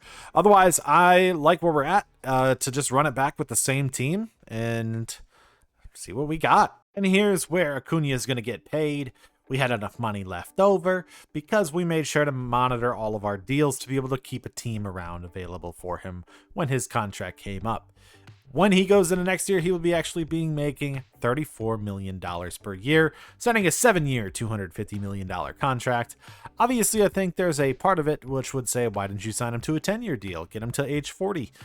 Don't think he'd be good by age 40. And they can just re-sign him again and give him another extension then. That's more appropriate to his value. So we have him locked up. That goal is checked off. And so pretty much running it back this year, I think the only things that we made as a slight adjustment is I did bring in Hunter Harvey in the bullpen. Just thought he was available. Made sense to just sign him to a 1-year deal. So he will be in our bullpen. And then on the lineup side, since I didn't think we were going to make much moves, we are going to have Senzel play left field because he does play pretty well against lefties. So he will be our left fielder as our lefty platoon that is going to replace Lubob. And then we have Luis Turns, who I did just do like a basically straight up swap for Matt Tice, just because I thought he'd just be a better backup catcher with Drake Baldwin not being as good against lefties. Therefore, if he was struggling against lefties, I could just put in Turns. Not like there's any difference really. It's just basically me getting my same thing I had in Sean Murphy for much cheaper. And then I brought up Sidney Baker because he has no potential, so why not just give him a shot? And so now really in this last year with this contention of our cheap window of Acuna, we will not be able to keep most of the team afterwards, you know what I mean? Like, because we have so many guys that are going to not be as cheap once Acuna's contract kicks in the following year. Then I think we're going to be in a position where we're looking at this team not being as competitive. Maybe it still will. Maybe Acuna's, extreme value will still provide a lot of chances. But let's see if we can repeat. We have 2 under Acuna. Can we make it 3? We are 9 games up in the NL East at the All-Star break. 58-38 would like to be a little bit better coming off of a World Series, but our pitching has improved from where it was last year. Our fielding is a little bit down, but overall, I think we are just a little bit better than we were last year when you look at the actual numbers of it all. Just the Phillies are a little bit closer to us than we had last year, and I don't think we've kind of gapped as much as we could. Probably just losing close games, bullpen struggling a bit again. And I'm not going to make any moves here, I don't think. I think we're just going to roll with it. We're just going to roll with this team and see if they can win another one. I will say that the public does not like us because the fans not voting any Braves in. No Strider coming off of his Cy Young. Helsley does get in again. 2.55 ERA with a 1.13 whip, but I mean, it's probably, I don't really see how that's an all-star, but as I scroll through, Matt Olson's an all-star. Good for him. 276, 22 home runs, 57 RBIs so far in the season. But the big one, I looked at this already. No Ronald Acuna. He is not an all-star. Acuna did not make the all-star team. And the reason I say that's kind of odd and rough is because, like, and why I'm blaming it on the fans is because he's hitting 302. 100 hits on the season, 19 homers, like 922 OPS. We're still talking about 3.3 WAR at the All-Star break. Yeah, I'm not necessarily certain why he didn't get voted in. So this time, I tried a completely different method to see if I could just get a little bit of my grasp of drafting back. No scouting at all. I let the computer just do it entirely. And just took guys that I thought might be good. And once again, I did the thing. I said, oh my God, this guy could be Trujillo. Guess what? He wasn't again. That I don't think he exists. I don't think Trujillo ever exists. I think they took him out of the game. I don't think he's real anymore. I think they saw my video that I uploaded and they were like, yeah, no, we're not letting that happen ever again. Otherwise, I don't think we did too bad. And the best part about it is I just scrolled through the entire rest of the league. And okay, so 79 potential at the end of that first round. Do you see many blues? Because I see a second baseman here. That's a blue. Do you see any others? Oh, there's a 91. That's a closer. That was probably actually still a first round pick. Do you see any others? Oh, there's one. An 87 reliever. Oh, there's an 87 shortstop who's a 54 overall. I don't even think we really missed. Oh, there was a generational talent, but that was like the second overall pick. 162, we win our division and we'll be taking on the winner of the wild card playoff game. This year's MVP goes to Brent Rooker, who hit 309 with 43 home runs and 128 RBIs for the Los Angeles Dodgers. Somehow they were able to get him in a trade, and good for them, I guess, in that deal. Devers in second, and Matt Olson was third for us. Pretty good year from him. Cy Young winner goes to Blake Snell, also of the Dodgers. I'm expecting a very, very good race for them. They're going to be a pretty good challenge, I think. When you look at the AL side, Aaron Judge wins another MVP, 304, 45 home runs and 111 RBIs, beating out both Spencer Torkelson and Cal Raleigh. And your Cy Young, Mackenzie Gore, now with the Yankees. We only have one league leader. That's going to be Hassan Kim, who led the league in walks. Your batting title this year in the NL is a tie between Contreras and Xavier Edwards and Ivan Herrera, all hitting 324 this year for the Brewers, Marlins, and Cardinals, respectively. When you take a look at hits leaders, that's going to be Shohei Ohtani, who has 213 hits on the year for the Los Angeles Dodgers. Yeah, love to see that, of course. And then your home run leader is going to be James Wood with 47 leading the way. Also 16 triples. I just scrolled past that, saw that number, had to go look back at it. 47 home runs for James Wood leads the way. Matt Olson, Rooker are tied in second with 43. Saves leader in the NL goes to Justin Martinez with 55 saves for the Diamondbacks, leading the way there over Tanner Scott. We won 100 games and don't have a guy in the top. Oh my, yeah. 40? Only 40 after that? I'm a little concerned. ERA leader is going to be, oh my God, great year for Hunter Green. I'm going to guess he got robbed based on like wins or something. 12-7. Yeah, that's a Cy Young. This should have been a Cy Young for him. He gets robbed of that award. And then your strikeout leader, Hunter Green, 216. Yeah. That's victories. That was 100% victories. Gave that to Snell. Snell had a good year. I'm not denying that, but yeah, that was Hunter Green's award. On the AL side, Jacob Wilson wins the batting title with a 317 average. I think that's back-to-back years he had that, actually. Yep, and Guerrero in second with a 313, leading the way with hits as well with 193 hits for the A's. And your home run leader, Aaron Judge, once again with 45, leading the way over Torkelson and Jordan. Saves leader in the AL is almost the record, 61 saves for Cade Smith, leading the way. I wonder if that means like Clase got hurt. That's crazy to see Cade Smith taking the job. And if he doesn't blow a save there, I mean, he got so many opportunities. Foley in second stands right after that. Mackenzie Gore leads the way with the 2.81 ERA. And strikeouts, he also led the way there. Did he lead in wins too? I didn't check that. He did, so he got a triple crown. Pitching triple crown for Mackenzie Gore. I hate that the Yankees were able to get him. And sorry to the Nationals for not capitalizing on the value that they could have got on him. We had nobody get sent down, because I didn't bring back Piamps, who always got sent down. Waldrip, terrible. 5.88, 157 whip for him. Terrible year in the bullpen. Manuel Rodriguez, 3.82 with a 131 whip is okay. Bednar improved after last year. I mean, major regression. That contract is going to hurt them in the future. Hunter Harvey, 2.72 with a 104 was a good free agent pickup this year. Miguel Castro, 1.42 with a 108 whip. Phenomenal bullpen arm for us. Dylan Lee, another one. 1.77 with a 1.1 whip. Great year for him. Santana, 4.57 with a 1.27. 10 losses on the year. And I guess Helsley was okay. 2.76, 1.15. Only blew 4 saves. So I think the problem was like Santana just blew it before he could ever get there, or I can't even say Waldrop because he didn't really have a lot of opportunities. Either way, our pitching might not have been as good as I was hoping. Strider, 3.49 with a 1.12 whip and 162 strikeouts as our ace. Ronaldo Lopez, 2.93 with a 1.13 whip was pretty good there too. Schwellenbach, he actually regressed this year. 4.07 with a 1.27 whip. Bradford 3.30 with a 1.12 was very good. And Smith Shawver, yikes. Last starter in the rotation was pretty rough there. He's actually somebody who I generally like in the bullpen because the pitch clutch. Probably should have swapped him and Waldrip, though I don't know if Waldrip would have been good enough either. Realistically, what you probably do is you bring up Cam Caminiti, but essentially what we did is instead we saved, managed and manipulated a little bit of service time so that he will be able to still play for them for 6 years for cheap underneath the now expensive Ronald Acuna contract. Lineup-wise, Ryan O'Hearn gets sent down. He ends up actually not being too bad. 125 hits, 17 homers, 28 doubles, a 268 average, 783 OPS is still pretty good. I'm going to guess, I got the WAR is just bad because I think defensively he just can't play left field anymore. Yeah, he's just not good enough in the outfield. So good thing, I guess, for them that the contract is up. When it comes to Sidney Baker, our rookie, he hit 318. He only got 44 at-bats, but wasn't bad in those at-bats. He's a good bat. And will be an interesting piece, I guess, for them to have at the major league level.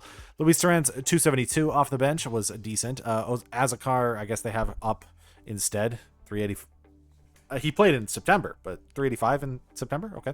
Senzel was terrible as a lefty platoon. I was kind of hoping he would be good because look at those lefty stats: 94 contact, 94 power. He's an 81 overall. He's got good discipline. He's got good vision. He was awful. He was awful. I don't know. Anyways, Fairchild, 225 with 3 home runs as well. Hassan Kim, 256, 18 homers, 65 RBIs for him. Ends up, I think, still a really, really good defensive guy. No Gold Glove for him, though. Acuna was not bad this year. He didn't get rewarded with the All-Star, and he did get under 100 RBIs, but 302 average, 32 home runs for him, 32 doubles, 29 stolen bases. 928 OPS obviously isn't as good as what you would normally want out of him, but that's still a 6.3 WAR season for him. 287 with 29 home runs and 109 RBIs for Alonso. Austin Riley, 28 homers, 258 average, and 94 RBIs is okay. Great season from Matt Olson, 294, 43 home runs, 120 RBIs. He's going to end up racking up a good amount of WAR too because of his defensive stats. Actually, he had 14 errors. 14 errors. Wow. Okay. Drake Baldwin, oh my God. He's better than Sean Murphy by a lot. Baldwin, 290, 26 home runs, 74 RBIs. There is no way in this roster I have his potential rating that high because I don't even think that he's that good. He just just raised it every season. Just outperformed his expectations every year. Drake Baldwin, phenomenal. And Michael Harris, 265 with 18 homers. And Ozzie Albies, 231, 26 homers. So we still got the power in this lineup. But there's some weaknesses. We're going to have to bring back Ryan O'Hearn up against righties. And yeah, or I could just go Azekar. O'Hearn is so bad defensively. Do we just go Azekar? I mean, he racked up more WAR in the... Yeah, let's just do that. We're not even going to mess with it. We're just going to go Azekar. The game seems to believe that Ryan O'Hearn is a bad move. We're going to go with that. So, NLCS appearance in 2026. Then a World Series in 2027. This year, we are going to have to take on the Pittsburgh Pirates to get a chance to go back to a third straight NLCS and potentially take on the Dodgers again, who are the 1 seed. We are the 2 in the NL. So let's see what we can do against the Pittsburgh Pirates, who have Mitch Keller starting game 1, because I'm going to guess Skeens played in Skeens and Jones probably played the other ones. Yeah, so I mean, their pitching staff is going to be phenomenal. Our hope is that they just don't have any offense still. So Strider versus Keller in game 1. We are going up 1-0. That is a 5-2 victory on that one. Game 2, Lopez versus Sandoval also in Atlanta.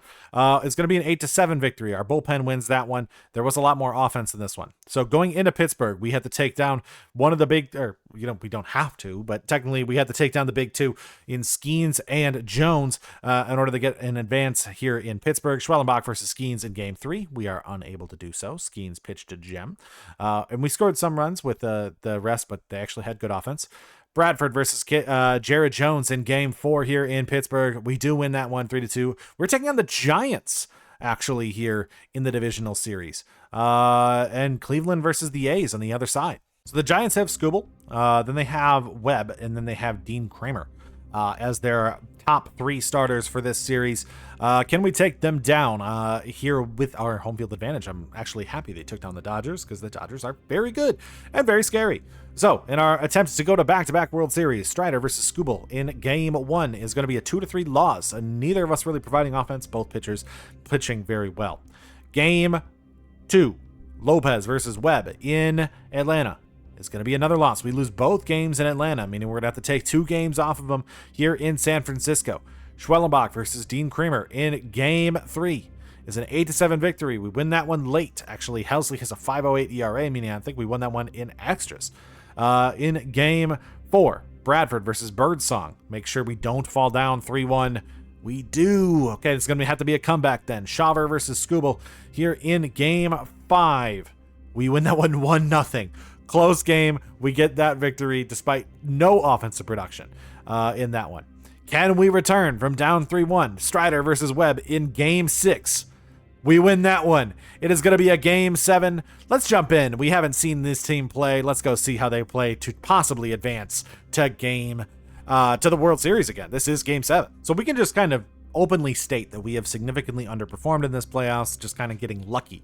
So we are a 237 average, 4.15 ERA, taking on a amazing pitching staff of the San Francisco Giants here. As we are going into this one, they are red hot. They are making their playoff run, trying to make it back, but we have come back from down 3-1 to force a game 7. We are playing this one in Truist Park. Lopez has been terrible, but actually most of our pitching staff has been terrible. Look at 7-2, 5-4, 5-7-9. Strider's been good, but he just pitched. Harvey, not great. Really, nobody has been good for us at all. And we're just going to have to hope here. I'm also checking. Okay, 296 from Azekar is actually all right. Oh my God, Alonso, 0.98? Okay, all right. That's not scary at all. All right, let's go do this here now as we go. We have Tyler Fitzgerald, Jung-Hoo Lee, Rafael Devers, Elliot Ramos, Willie Adames, Gerard Encarnacion, Bryce Eldridge, Seiya Suzuki, and Tyler Stevenson in this matchup. So can we take them down? Start with a strikeout, then a ground out, and then another strikeout to get through the first. A single for Ha-Seong Kim gets him on first. I'm actually going to have him steal second. He does. Azekar with a man on second. Walks. We have men on first and second for Ronald Acuna, who grounds out but moves the guys over. Pete Alonso go for the sac fly. He strikes out, meaning Austin Riley is going to have to come in to get those guys in. 3-run homer. Austin Riley gets the runs in. We are up 3-0 on the Giants. So let's see what we can do here. Get through this one. Hit by pitch on Encarnacion, and a fielder's choice gets us out of that.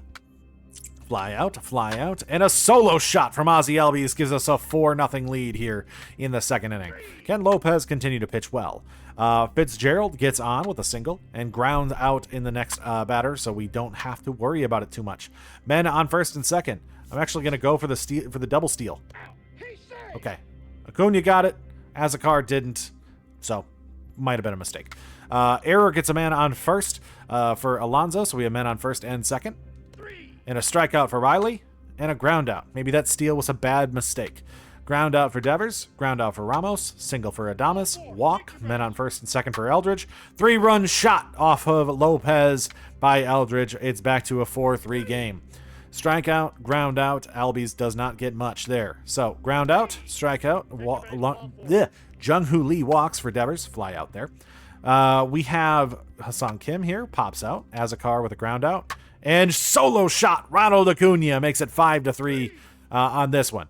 Lopez is going to go one more inning, strikeout, double for Adames, and a single there. I think I'm actually going to make the pitching change now. We are going to go to Waldrop, and he gets a caught stealing on Encarnacion and a ground out. So we do get out of that. They're going to switch to Spencer Bivens as we are up 5-4. Solo shot by Austin Riley. We're back up 6-4 now. Single for Olson. 2-run shot for Drake Baldwin. Spencer Bivens is blowing it here. They're going to switch to Sean Jelly as we are now up 4 runs here in the bottom of the 6th. They made a pitching change. It was a big mistake. Waldrop gets a strikeout, gets a walk on Stevenson. Error, men on first and second. We will make a pitching change to somebody who's going to be a little bit more clutch. I think we'll go to Miguel Castro, who gets a flyout and a flyout. Good game, Miguel Castro coming in, being real clutch. Randy Rodriguez down to the bottom of the 7th. Ground out, single for Acuna. He's going to steal second. And then Alonso flies out and Riley lines out. I think I can go 3 more batters with Miguel Castro. Ground out, and a walk on Encarnacion, just walking every time. All right, we're going to make the pitching change once again to a righty here. I think we'll just go with Bednar for this last batter here. And he gets him out. So bottom of the 8th, can we score another one? Walk to get a man on first. Pop out. A single for Albies. An error gets bases loaded for Azakar. Let's just do a pinch hit. Fairchild has 99 clutch. What can he do with it? Pop up. All right, we'll make the pitching change now. For the last one, actually, let's just stick with Bednar. Let's stick with Bednar because we're probably gonna have to play in 3 days in the World Series here. So Bednar against Stevenson strikes him out, fly out, and Jung-Hoo Lee is going to strike out something, whatever. We end up advancing to play the Guardians in the World Series. Nothing to be scared of. It's just Cleveland and their generally amazing pitching staff. They have Casey Mize starting, then Jesus Luzardo, then Tanner Bybee in this one. And we have not played well this postseason. We just got very lucky. 2 home runs from Austin Riley in Game 7 of that one. Can we take down Cleveland? They lost in the 2026 World Series. They are back here in 2028. And we make sure that they don't get to end their drought as we try to win 3 with Acuna. Schwellenbach versus Mize in Game 1. It's going to be a 5-4 victory. We win. Game 2, Strider versus Luzardo. 11-2 victory. We are up 2-0 here. Bradford versus Bybee going into Cleveland. We do lose one. No sweep for us this year. Lopez, he's got a 7.04 ERA against Gavin Williams in Game 4. We win it. We are up 3-1. We're going to make sure actually to quick manage one of these games so we can see the trophy celebration if we win and hope that I don't somehow crumble this away. Who knows, though? I like to make big mistakes and make sure that we keep it real intense. Not intentionally, I just do that. Going into Cleveland, we are going to be going with Smith-Shawver for this one. That saves Schwellenbach, Strider, and Bradford for games, or I guess probably Strider and Bradford for Game 6 and 7 if we need them. Where do we go Schwellenbach here? I don't know. Shawver's actually pitched well in his one appearance, so we're going to let him do it. They have a righty, so I guess Azakar is still getting in there. Alonso has gotten back up to a 153. which is much better than what he was at. So let's see what we can do here. They have Casey Mize on the mound. We'll look at their lineup in a second once we are pitching. Song Kim is going to start it off with a strikeout. Azakar with a single to get on first. I'm going to steal second. He does steal second. That puts Acuna with a man on second base for a ground out, and Alonso with a man on second base with a double to take the lead. We are up 1-0 after the run on Casey Mize. Austin Riley gets a single to hit him in 2-0. Matt Olson grounds out. So they have Bo Bichette, Daniel Schneemann, Jose Ramirez, Kyle Manzardo, Pavin Smith, Teoscar Hernandez, Bo Naylor, Travis Bazzana is a DH, and Cedric Mullins. This is a weird looking team to be here in. I mean, I guess it's the Guardians. It makes sense. They are a team that just kind of makes a bunch of moves and adds a lot of stars. Just kind of surprising to see it that way. Shaver versus Bichette with the first guy, fly out, hit by pitch on Schneemann. Double for Ramirez gets them in. It's 2-1. Line out for Manzardo and a fly out. So 2-1 after a good hit by Ramirez. Drake Baldwin's going to ground out. Single for Harris. And a fielder's choice puts Albies on first. And a ground out gets us out of that one. Shaver versus Hernandez grounds out. Naylor strikes out. And Bazzana flies out. Azakar strikes out. Ground out for Acuna.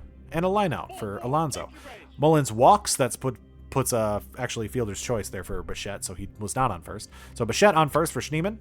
Schneemann on first now for Ramirez. And a 2-run shot by Jose Ramirez to keep them alive here. The Guardians take the lead 3-2. Good for Jose Ramirez. He's doing his work. He wants to get that title in Cleveland. We want to make sure he doesn't get that. Strikeout, ground out, and a ground out. So we're down 3-2. We need a little bit of offense. Walk for Kim. I could have him steal second. I think that's a good move generally. He does steal second. Azakar now with Kim on second, or I could do the pinch hit and go with Fairchild. Azakar's hit well though. Give him the shot. Flies out. Fairchild just generally is my perfect pinch hit guy. I'm just not going to do it there. Strikeout for Bazzana. Walk for Mullins. Walk for Bichette. Strikeout. Ramirez with another single. We just can't stop him. Shaver, come on, just get out of this one for me. Single! They're going to take a 5-2 lead. Another single. He's got to be done. Shaver gets lit up there. Waldrop's going to have to come in, gets a single. They are up 7-2 after a big fifth inning. Solo shot from Alonso makes it 7-3. But we're going to need some a good run here. 2 walks there. Can Harris hit them in? He cannot. Waldrop, ground out, and a single for Bichette. Caught stealing. So Ozzy Albies is going to be on bat for probably somebody else here. Nope, still Casey Mize. He walks to get on. They're now going to switch to Zach Wheeler, who they have in the bullpen. Interesting. Song Kim now with Albies on first. Single. Men on first and second for Azakar. I am now going to make that pinch hit. We are going to go to Stuart Fairchild. All right. Fairchild with a man on second and first. Pops up. Acuna with a man on first and second. Flies out. Alonso with a man on first and second. 2-run score, double, it's 5-7. Single for Austin Riley, men on the corners for Matt Olson with 2 outs. Pitching change to Joey Cantillo. A single, we're back in it. It's 7-6. We're down 1 run with men on the corners for Drake Baldwin. He doubles. We are back in the lead, 8-7. 5 runs here in the top of the 7th. Joey Cantillo isn't able to do it. Harris with another single to get another man in. We are going to hit around the order. Ozzy Albies now up to bat. Pitching change again. Cade Smith comes in and he strikes him out. I'm going to make the pitching change. We are going to go to the big guys, I guess. They're a little tired, but I think we're going to go Rodriguez here. Rodriguez versus Schneemann. Grounds out. Jose Ramirez, he's 3 for 3 on the day. Make that 4 for 4. We got to pitch around him if he comes back up in the lineup. So 9-8 now. Manzardo flies out. Pavin Smith strikes out. Top of the 8th. Cade Smith on the mound. He grounds out, or Kim grounds out. Single for Fairchild. Acuna walks, men on first and second for Alonso. 3-run shot. Pete Alonso showing up here in Game 5. We are up by 4 runs off of the reliever of the year, Cade Smith. Hunter Gaddis now on the mound. Ground out for Riley. And there we go. Manuel Rodriguez gives up a single to Hernandez, a walk, a fly out there. A 1-run scores in the single will make the pitching change. We cannot give this up here. So I'm going to go back to my bread and butter. Miguel Castro here. Give me 2 outs before Ramirez gets up to bat. Double play. Miguel Castro gets out of it. Hunter Gaddis against Drake Baldwin. Can we give him a little bit more insurance? They're actually going to Frankie Montas. What is this pitching rotation and bullpen? Single for Baldwin. Walk for Harris. Double. Doesn't get 2 runs, but he gets 1 run off of the double for Ozzie Albies. A walk there again. Fairchild grounds out. Men on second and third for Ronald Acuna. He walks. Bases loaded for Pete Alonso. Give it to me. He fields out. We are going to make the pitching change to go to Ryan Helsley. Here, we're going to pitch there. I am going to walk him, and we will enter the game. I am not letting Jose hit another one. We would rather have him on first. We will go with 1 out and the man on first for Manzardo, up 4 runs, and to see what we can do here, and to see what Helsley can do to possibly get us back-to-back World Series here under the Acuna cheap contract, the pre-arbitration contract that allowed us to build this super team. Can we get it? Pitch high. Helsley, 101-mile-an-hour fastball, misses, 1-0 count. So, can we get it? I'm actually hoping he can pitch into a double play and we can just get out of it real quick and get that. But, whoa, a big miss by by him. That slider, wrong movement. He didn't hit that by a mile. So, 2-0 count now for Manzardo. Can we get it with Helsley? Another pitch outside. Come on, just get it in the zone. You don't got to pitch around, dude.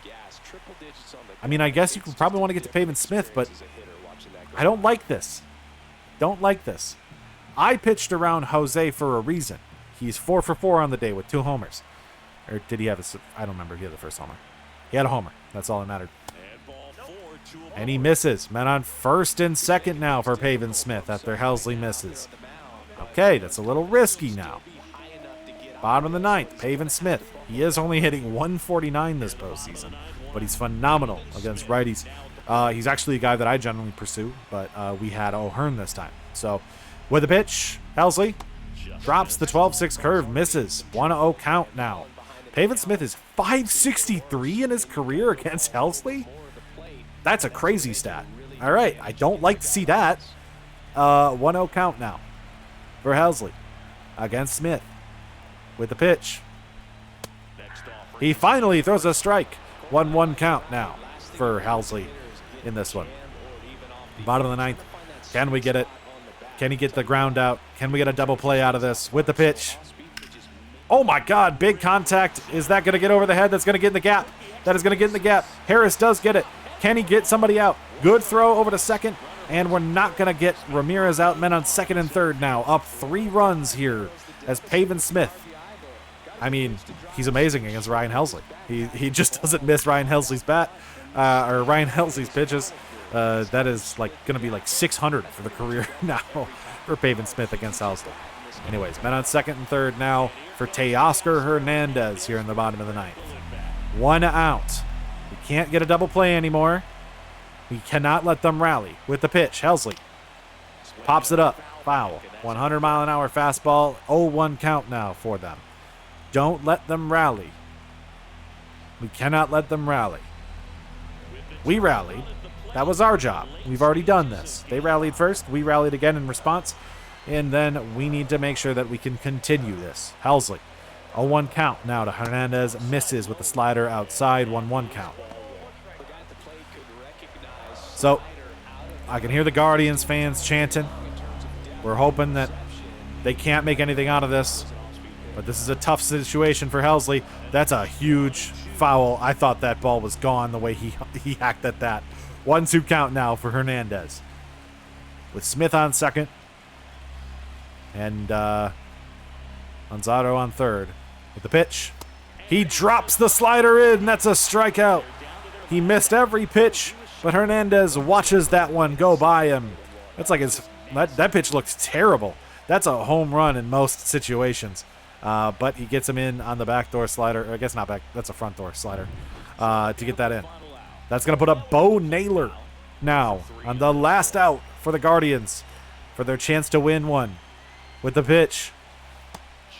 12-6 curve misses low. 1-0 count now for Naylor.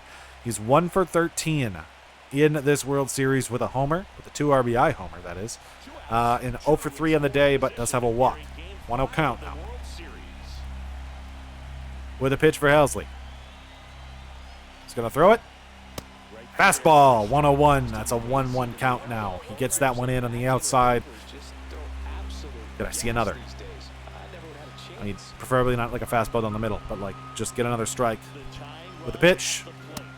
Oh, another one. 102. Painted the outside. 1-2 count. The Guardians are down to their last strike here in the World Series. Helsley with the pitch. Fouled off. 101. Did paint that corner really, really well. Had the opportunity to strike him out swinging on a 101 mile an hour fastball. Instead, he will have another opportunity here. 1-2 to Bo Naylor with the pitch. Misses by a lot. 12-6 curve outside. 2-2 count now for Naylor. We got here. We just need to do it again, Helsley. With the pitch. That one is hit foul. 2-2. Naylor is fight. The Guardians fans are excited. They're scared here in Cleveland. They want to make sure they don't lose. But they just might if he doesn't get through this. If he doesn't force a walk or he doesn't get a hit with a pitch. He takes the strike looking. He doesn't even fight it off. The Braves win back-to-back World Series. Helsley gets, barely. That was barely a save, but a phenomenal game. We end up getting a big game out of Pete Alonso here in this one in order to finally get over the top in this one because he was bad all postseason, but he showed up in this one. The song Kim C. Dancing. Our team was a pretty well-built team, I'd say. We made no changes this offseason outside of the one reliever. And we end up winning the World Series again. 2 straight championships, plus the 2021. The Acuna contract works for the Atlanta Braves. And all they had to do to get back to contention was make the correct investments at shortstop, which they failed to do with Dansby Swanson, and in left field, which they tried to do with Jerkson Profar, but it didn't work out due to PEDs. And then also invest in the bullpen. Get a good closer. Make sure that the guys that they're bringing in are not 36 years old. They're a little bit younger. Maybe that's something they'll be doing this offseason, looking for a guy like Ryan Helsley or for Devin Williams or something like that. And if they're able to do so, we could possibly see them on top like this. I think another thing is making sure their management situation with Snitker is probably fixed because I think that was a struggle. But 2 World Series in 4 years, I think that's a great success, especially when you consider we also had an NLCS appearance in 2026. Because of his performance here in Game 5, Pete Alonso gets the World Series MVP. He had 2 home runs, both of them in that one. He had 450 in the World Series with 11 home runs. And we are able to do it. We get back-to-back World Series. Acuna was also the postseason MVP. Austin Riley and Ozzie Albies there. And then Jose Ramirez was the postseason MVP for the Guardians, and he would have been the World Series MVP if they won, because he was terrifying to go against. But that's it. That's the contract. Acuna next year, $36 million.